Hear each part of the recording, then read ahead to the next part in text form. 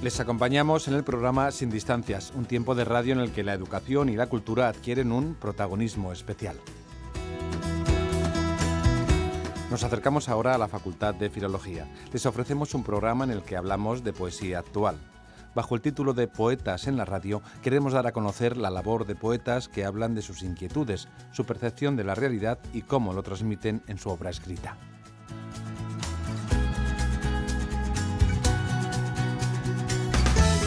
Volvemos a la serie Poetas en la radio. Ana Zamorano Rueda es profesora de literatura inglesa y anglo-norteamericana contemporánea y forma parte del seminario Literatura y Mujer en la Facultad de Filología de la UNED, y tomó esta iniciativa hace ya un tiempo y yo creo que ha dado buen resultado porque la serie se va agrandando.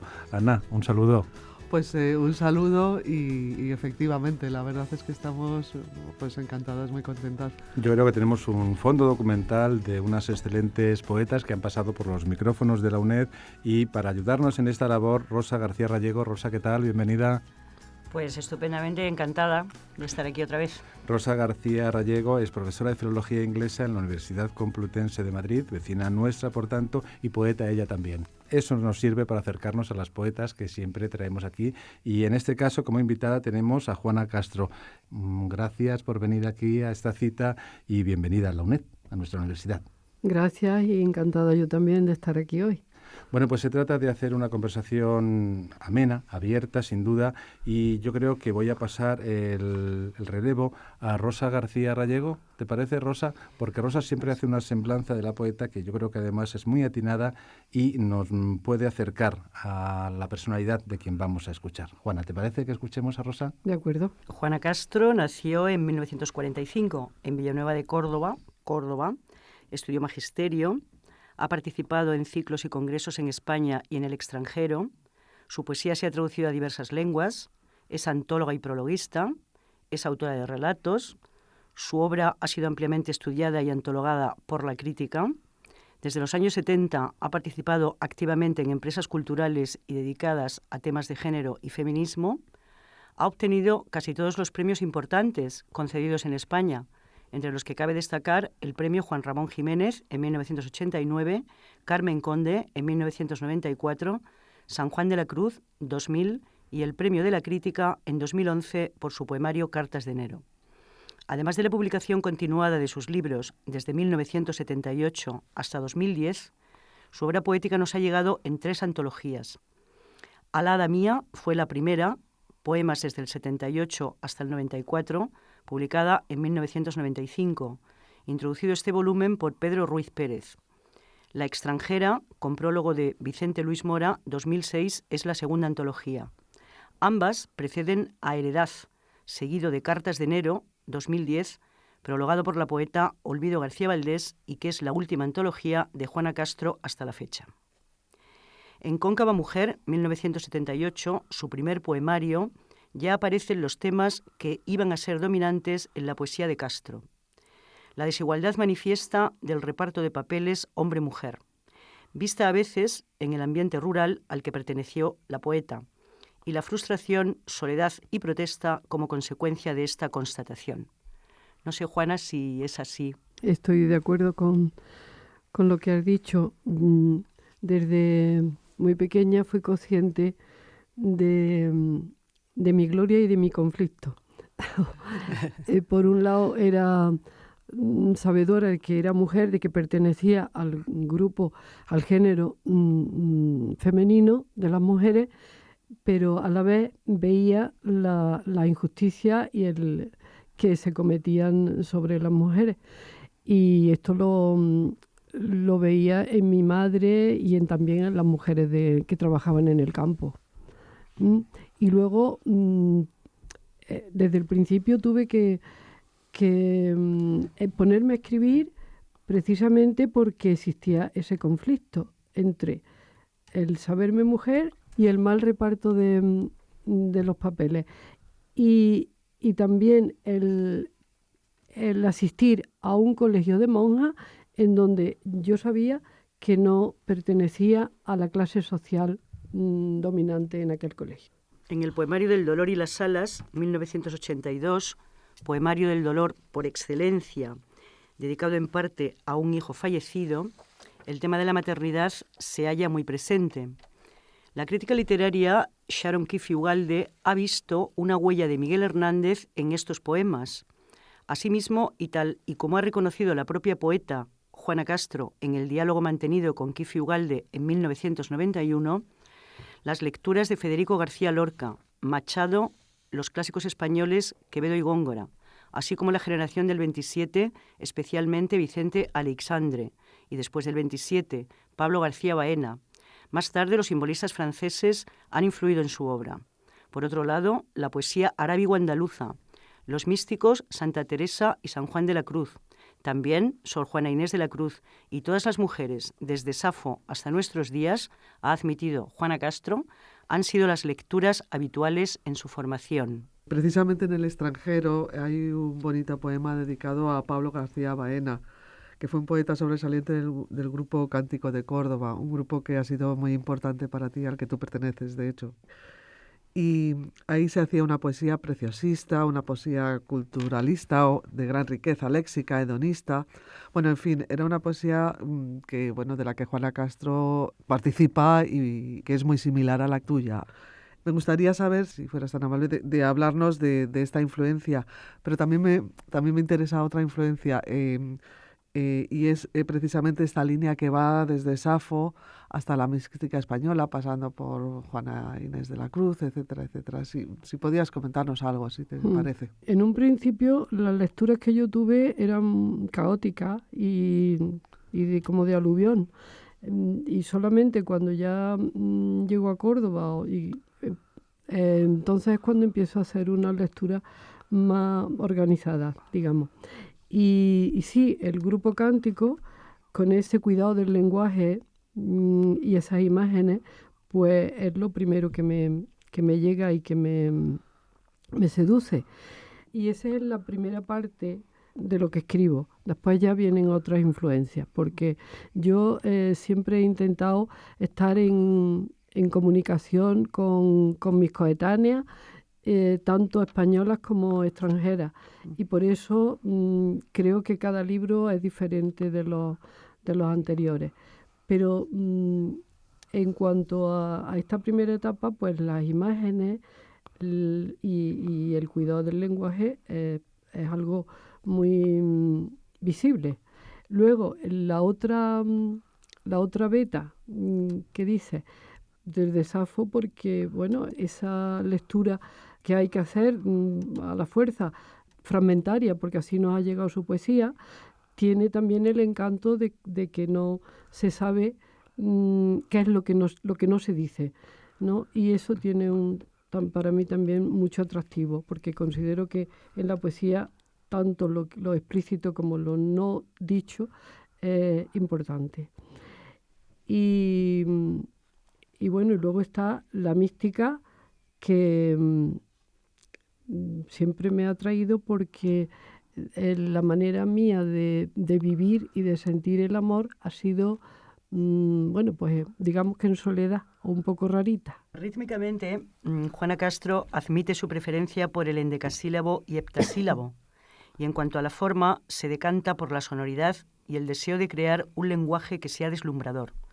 Es decir, que como ha señalado Olvido García Valdés en el prólogo a Heredad, la singular eficacia melódica, atmosférica y plástica de la poesía de Castro envuelve la materia ruda e informe de lo real y en concreto de lo real que han vivido las mujeres. Admites además que la poesía en un principio te llegó por vía oral, una vía más oral que escrita, y esto ha podido, pues imagino que lógicamente, condicionar la forma o el ser importante en la sonoridad que destaca Olvido García Valdés y que tú misma has admitido en tu poesía. ¿Sería esto correcto? ¿Es así? Sí, me recuerdo siempre leyendo a las mujeres del campo, cosiendo al atardecer, cuando no había televisión ni todavía radio, leyéndole en altavoz pues poesía y novela mientras ellas cosían. Qué bonito. Y esta fue la primera inclinación y el gusto por la palabra, pero también me influyeron dos poetas recitadores de mi pueblo que que recitaban en los Juegos Florales, en el teatro, y entonces a mí me gustaba.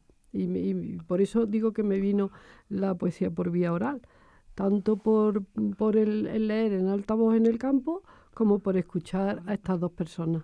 En Paranoia en otoño 1985 se inicia el tratamiento que realizará Juana Castro del material mitológico y que va a predominar a lo largo de su obra. El tema del amor domina centralmente este poemario. Amor señala Encarna Garzón como algo esencialmente contradictorio que deriva siempre en dolor. Dolor que a su vez deviene en muerte. El mito de Dafne, que perseguida por Apolo pide ser convertida en árbol para no ser mujer y así no ser tomada por él, se describe en el poema así titulado, Dafne. Olvido García Valdés ha señalado que cree percibir en tu poesía una vocación de Dafne, un anhelo de ser Dafne. ¿Qué nos puedes decir?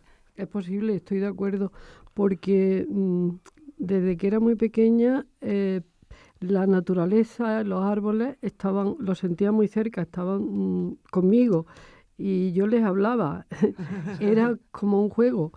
Y entonces en el poema Dafne y en la historia de este mito, pues ese deseo de ser libre por encima del amor, al final deviene en muerte. No sé cómo, pero así lo sentí y así lo escribí. Sí, lo que pasa es que es una muerte que renace en lo vegetal, que renace en la naturaleza. El uso de la mitología utilizada de forma subversiva, es decir, recogiendo y transformando los elementos del imaginario patriarcal, haciéndolo con voz de mujer, ocupa un lugar central en Narcisia, 1986. Es la reconversión del dios en mujer. Una mujer que no necesita al hombre en su soledad gozosa, una nueva identidad femenina. Quería, dice Juana Castro, sugerir una especie de hermafroditismo. Ella, amándose a sí misma, genera otra mujer. Hay abundancia de flores, colores, olores en este poemario, caracterizado por un léxico muy rico, emparentado con la botánica. Así empieza el primer poema de Narcisia titulado Inanna, que es, por cierto, una diosa mitológica venerada en Sumeria. Y dice el principio, como la flor madura del magnolio, era alta y feliz. En el principio, solo ella existía. Nos han robado el mito de la diosa madre y yo tuve pronto la conciencia de que el feminismo no tenía que ser queja ni reivindicación constante, sino que había que reconstruir desde la memoria y desde la intrahistoria de las mujeres. Y por eso me encontré con esta diosa y escribí en Narcisia con esa misión, ¿no?, de rememorar a la diosa madre en un paralelismo también con lo que las religiones monoteístas nos dicen, y concretamente la religión católica. En ese misterio de la Santísima Trinidad, pues el Padre procrea al Hijo y amándose el Hijo y el Padre se produce el Espíritu Santo. Bueno, pues aquí la diosa Narcisia es como si de ella surgiera toda la creación y posteriormente también todas las mujeres, la humanidad. Crear una teogonía alrededor de la figura de Inanna, de esta diosa. Y pienso que quizás, igual que pues contemporáneas como son Ana Rossetti, Clara Janés, Francisca Aguirre, María Victoria Atencia, has reivindicado el yo femenino histórico silenciado por el patriarcado, que es un poco lo que me parece estás comentando, y sí, de una forma maravillosa. Y como es esta Narcisia que creas, no acaba igual que el mito de Narciso, por supuesto. Esta Narcisia acaba de forma muy positiva. También me parece muy interesante la cuestión del hermafroditismo que has comentado, porque precisamente también en el mito de Hermafrodita, como muy bien sabes y alguno de nuestros oyentes sabrá, el nombre que queda es el de Hermafrodita, pero en el fondo lo que existía en ese lago es una mujer, una ninfa, que es Almacis, cuyo nombre desaparece totalmente, ¿no? Y nos queda Hermafrodita. Otra vez, una mujer silenciada, etcétera, etcétera. Quería saber si hay alguna conjugación, si existe algún tipo de... esta cuestión del silencio, de romper este silencio, y bueno, pues eso, la creación de esta teogonía alrededor de la figura de Narcisia. Sí, siempre hay que estar rompiendo silencio y rescatando algo que estuvo en nuestra historia, en la historia de la humanidad. Y también, además del concepto de hermafrodita, también podemos traer una palabra que es el andrógino. El andrógino se supone que es un ser que tiene primero las cualidades masculinas y a eso se le añaden las femeninas para acabar de formarlo.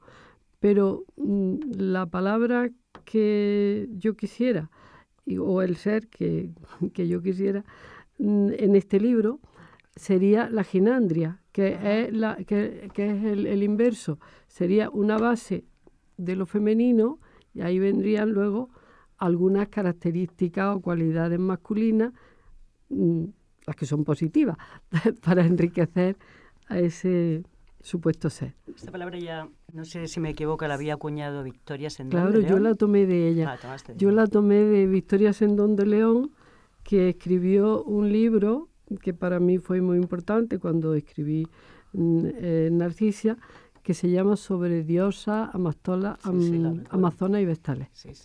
Y ahí es donde ella explicaba pues es buena palabra. Arte de cetrería, 1989, es la relación amorosa entre el cetrero y el ave, que aparecen caracterizados ambos en femenino, la experiencia amorosa de un amor sin esperanza, un amor imposible, poemario lírico de una gran intensidad, muy emparentado con la mística.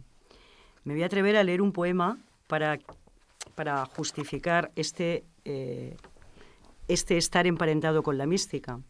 El poema se llama Del halcón que deseca. Está precedido de unos versos de Pero López de Ayala. Porque la vianda muy caliente enciende al halcón, y la muy fría enfríalo, y por tanto es bueno templarlo así todo. Siempre que viste amor, queda grande el vestido. Al final, el vuelo que soñabas remontarse a los astros es apenas pavesas, un rescoldo de dolor ascendido que se rompe por las alas o el viento. He perdido, y ya nunca podré volar más alto que mi sueño. Cuando amor nos habita, siempre queda grande la casa, y vamos desflecados por las horas del sol que se marchita. Y es el tiempo una abierta granada desgranándose. Porque si amor posee, siempre el cuerpo está grande, y ciegos contra nosotros mismos nos chocamos y herimos, y hasta el cansancio viene a rompernos la noche con sus dedos tan largos. ¿Quién alcanzara a amor, apresar, quién pudiera su fuego divergente, su agigantado cuerpo sin materia crecido? Mas si amor es más alto, más hermoso y más grande, ¿cómo tensar el arco sin dispararnos muerte? Tuve la suerte con Arte de cetrería de que se me regalara la inspiración y se me regalaran los versos.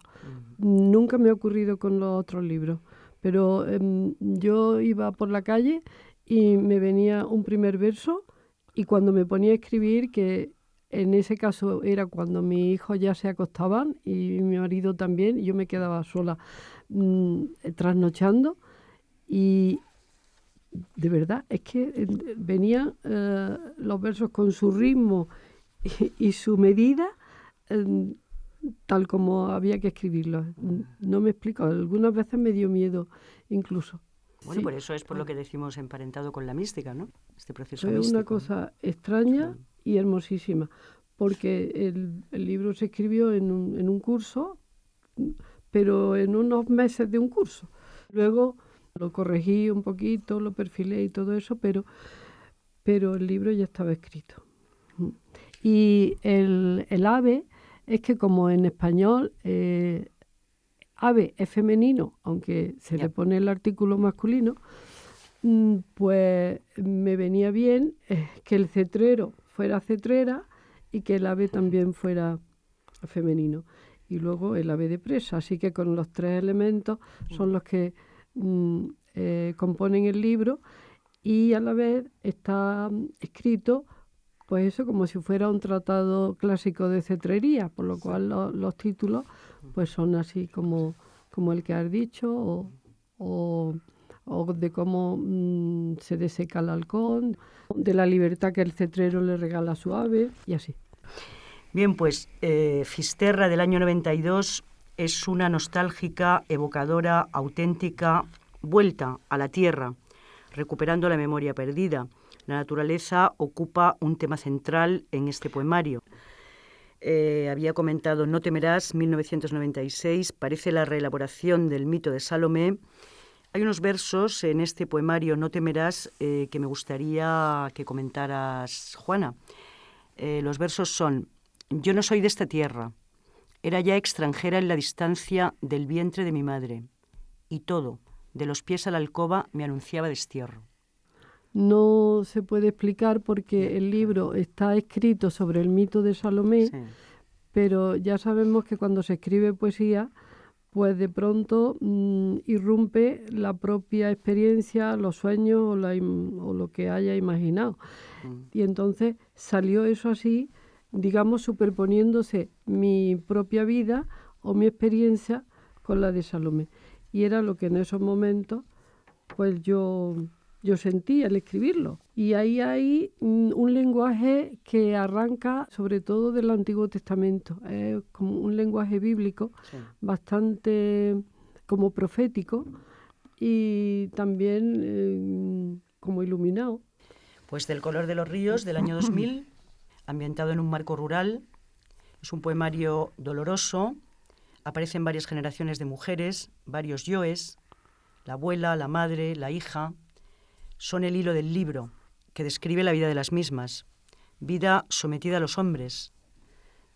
Sometimiento y humillación en los que incluso cabe la violación incestuosa, como en alguno de los poemas. El sufrimiento de las mujeres, sus trabajos, el dolor de las mismas debido al sometimiento provocado por las relaciones machistas.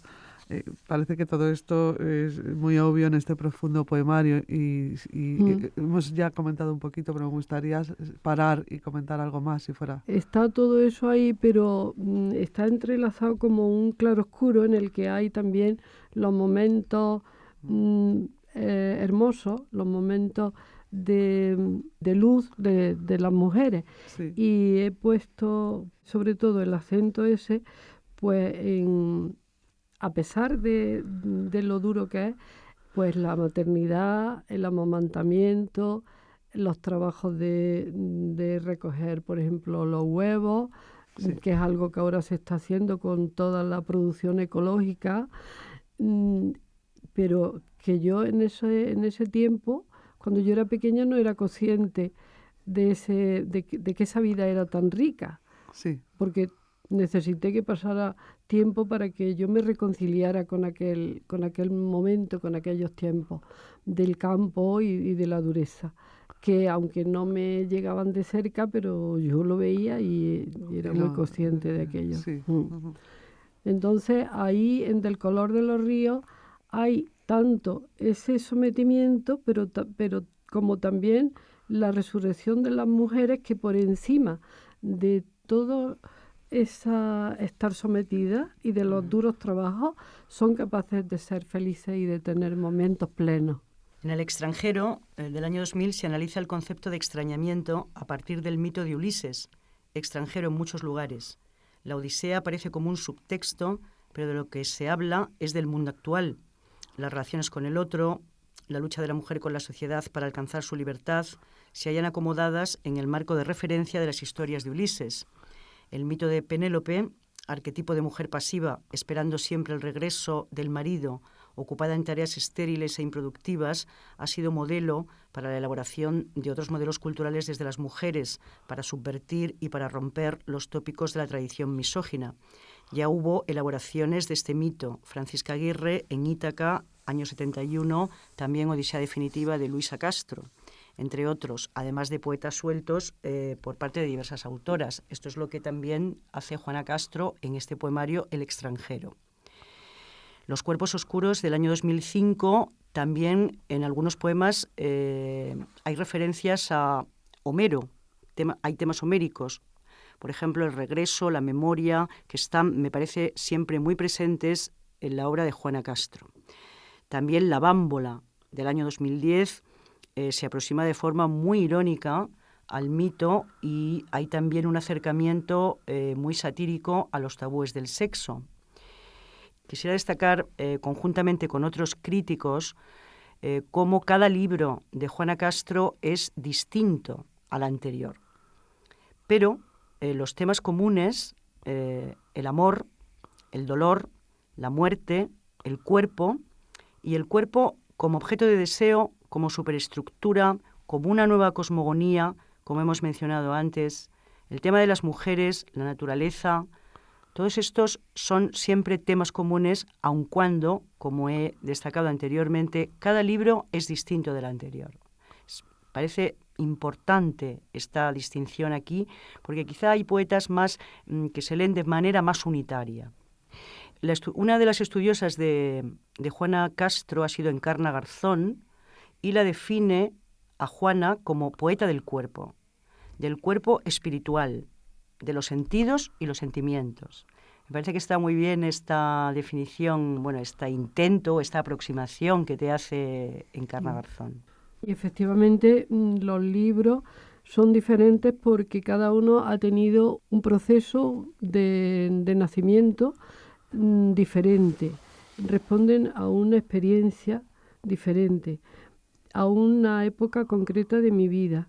Y en realidad con los libros se podría escribir mi biografía, pero teniendo en cuenta que no es una biografía solamente de los hechos, sino también de los sueños, también de los deseos y también de los dolores. Y con todo eso se ha ido haciendo todos los libros y esa diferencia que se dice. En los cuerpos oscuros me gustaría señalar que vuelven a aparecer otra vez el campo y la vida y el lenguaje, incluso el lenguaje rural de mi infancia, porque se está hablando de mi madre y de mi padre, ambos enfermos de Alzheimer. Yo soy la cuidadora y asisto a esa desmemoria y a eso que parece un drama hasta que poco a poco convives con ello y te vas acostumbrando, pero está ahí otra vez el tiempo pasado, la memoria y la vida de ellos, de mi madre y de mi padre. A mi madre le debo yo todo. Mi madre aprendió a leer sola cuando sus hermanos sí asistían a una escuela en el propio Cortijo. Era un maestro el que iba por los cortijos enseñando a leer, pero a los varones. Y mi madre pidió un libro que se llamaba La buena Juanita. Precisamente. Buen título. La buena Juanita, que iba a ser yo. Pues allí ella, preguntándole unas veces al maestro y otras veces a los hermanos, fue como aprendió a leer. Y luego mi madre en la casa, en el matrimonio, yo creo que es la que fue la inspiradora. De pronto saber cambiar que del campo, de la vida del campo, al conocimiento que ella sabía que necesitaban su hija.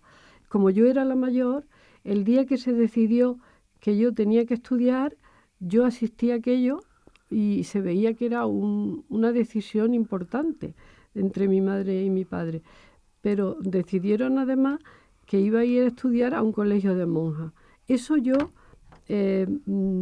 lo agradezco muchísimo, al revés de la mayoría de las escritoras que no les gusta para nada los colegios de monjas. Yo allí descubrí la belleza, el orden, la organización, los libros. Había una biblioteca, en mi casa no había libros. Entonces yo no puedo sino hablar bien de aquello. Por supuesto que tenía sus sombras, como el hecho de que existieran 2 puertas para entrar.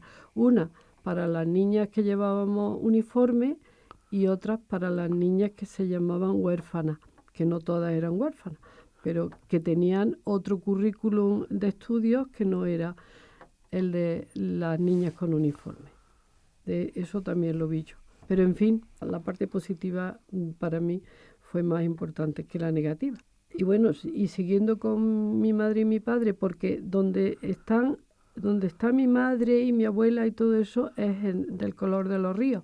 Pero luego en los cuerpos oscuros está también mi padre. Mi padre es un hombre bueno, pero el motor y la inspiración venía de mi madre.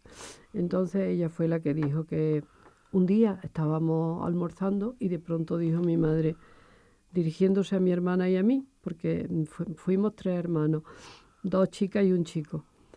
Y dijo mi madre, vosotras, si estudiáis y tenéis una independencia económica, no tenéis que casaros. Mi padre se quedó muy extrañado, pero mi madre era una prefeminista sin saberlo. Comentábamos al principio Heredad, la tercera y última antología que abarca desde 1976 hasta 2010. Heredad es herencia, lo recibido, lo que viene de atrás, el trabajo quizás a lo largo de toda una vida. Todo lo que hemos revisado brevemente aquí con Juana Castro queda bien recogido en este título y en esta selección poética de toda su obra hasta la fecha. Como destaca Olvido García Valdés, completar el legado patriarcal de la lengua y la cultura recibidas con la perspectiva y la experiencia de las mujeres es lo que en gran medida lleva a cabo Juana Castro en esta su última antología que cierra coherentemente su producción poética hasta la fecha. Así es. Sí, en este libro se parte de la infancia y del momento de iniciar la nueva vida como maestra por los pueblos también, con una alusión a las cartas que nos escribíamos mi marido y yo cuando éramos novios, y luego se abren unos nuevos vectores de experimentación en ese libro, porque como he dicho antes, he estado en contacto y he leído a mis coetáneas y eso ha hecho, algunas veces siendo ellas más jóvenes que yo, que bueno, claro, que importa, no tienes que leer siempre a las mayores. Y con esas nuevas formas de experimentación... Perdona, si a esas nuevas formas de experimentación te refieres al último, Cartas de Enero, al libro que es Cartas inédito, no se había publicado de forma individual, y está el último, que es el que aparece en Heredad. Sí. ¿Te refieres esta experimentación o estas nuevas búsquedas o alternativas que estás citando, te refieres en concreto a Cartas de Enero? Efectivamente, ¿no? Sí, había que explicitarlo. Por eso el libro se llama Heredad seguido de Cartas de Enero, para que se sepa ahí ya que hay un libro nuevo, que no es solamente la antología. Exacto. Y Cartas de Enero fue premio de la crítica, como ya has dicho, en el 2011, pero el libro está publicado en el 2010, como siempre sucede con los libros de la crítica. Y sí, me refiero a eso, que puede tener continuidad o no, pero que es un libro, pues digamos, quizá menos unitario que los anteriores, por eso unitario en cuanto al estilo. Es un retorno a la infancia un poco, ¿no? Sí. El punto de partida es ese retorno de la infancia y la revisión desde el tiempo actual de la escritura hacia aquel otro tiempo pasado, que es siempre como el alimento de toda la vida. Y que yo, porque sentía vergüenza de aquel tiempo ante mis compañeras de colegio, pues tuve que reconciliarme y hacer eso lentamente, primero en Fisterra, luego en Del color de los ríos y otra vez en Heredad.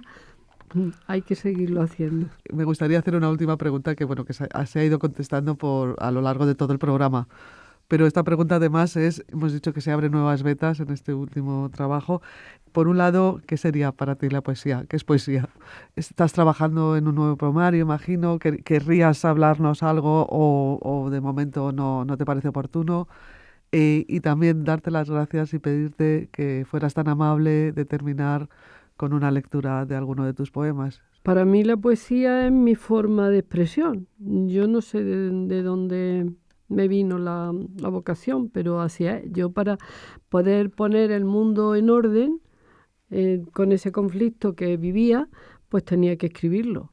Y ahí estaba la palabra. Y por eso escribir la poesía. Y luego, sí, estoy trabajando en un libro que no tiene título y que muy ambiciosamente trataría de recoger la historia de mi familia y la historia del mundo.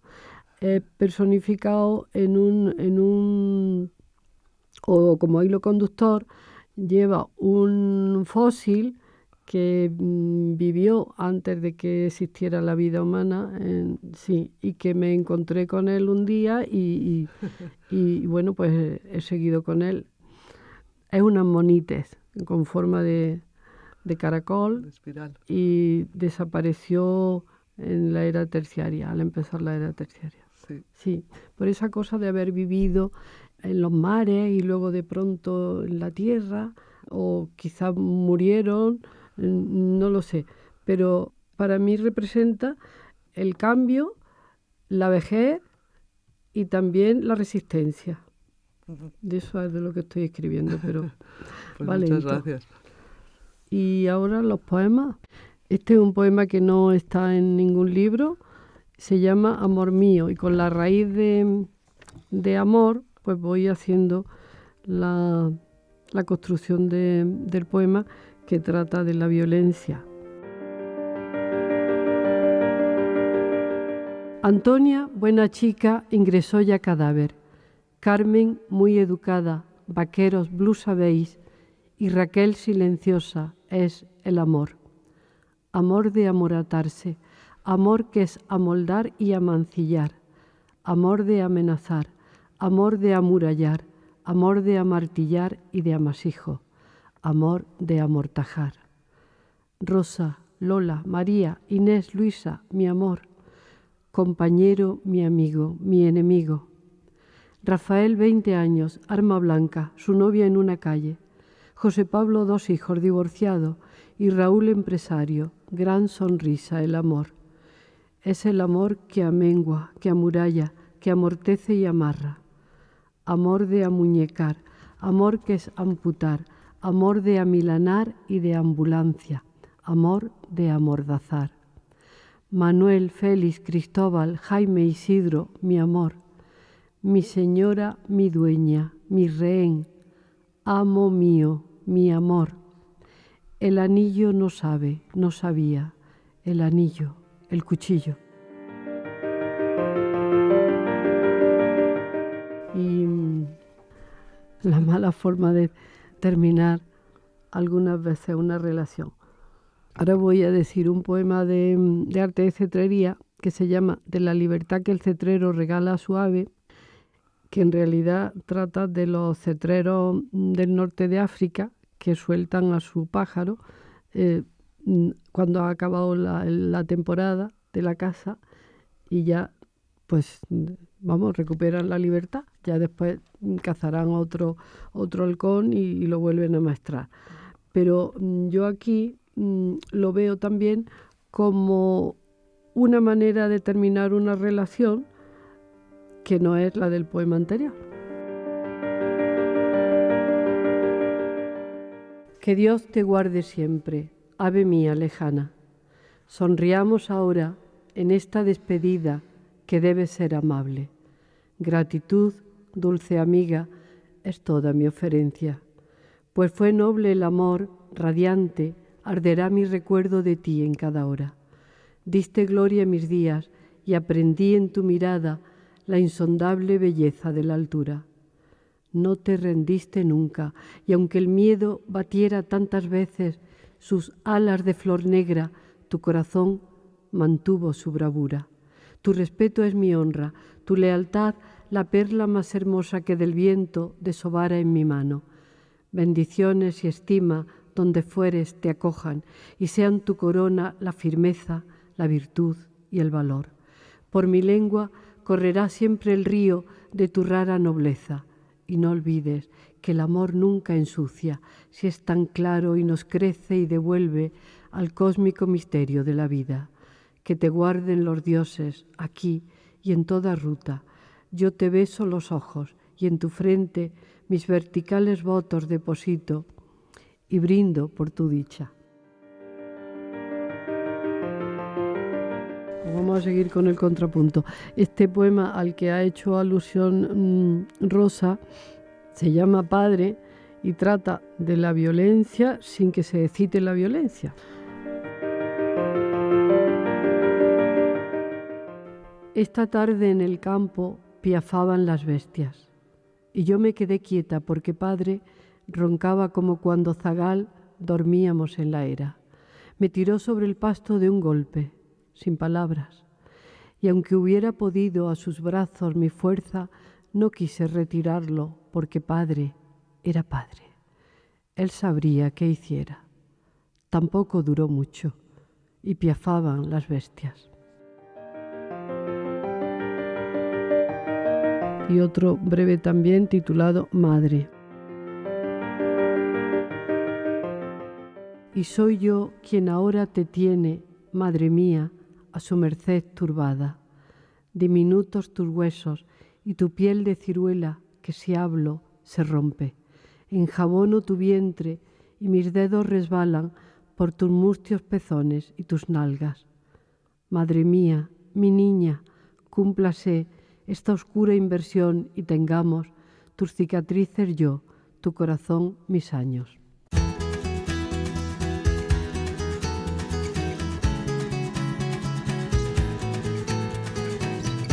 Quiero agradecer la generosidad de Juana Castro, poeta, por su presencia en nuestro espacio de radio de la UNED. Juana Castro, que desde pequeña dice que fue consciente como mujer de su gloria y conflicto.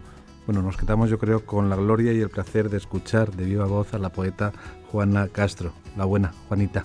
Gracias, de verdad. Gracias. Y este programa no habría sido posible sin las artífices de esta serie que dedicamos a poetas en la radio. Ana Zamorano Rueda, que es profesora de literatura inglesa y anglo-norteamericana contemporánea y que forma parte del seminario Literatura y Mujer de la Facultad de Filología de la UNED, y Rosa García Rallego, poeta ella misma también y profesora de filología inglesa en la Universidad Complutense de Madrid. Gracias y hasta una nueva ocasión.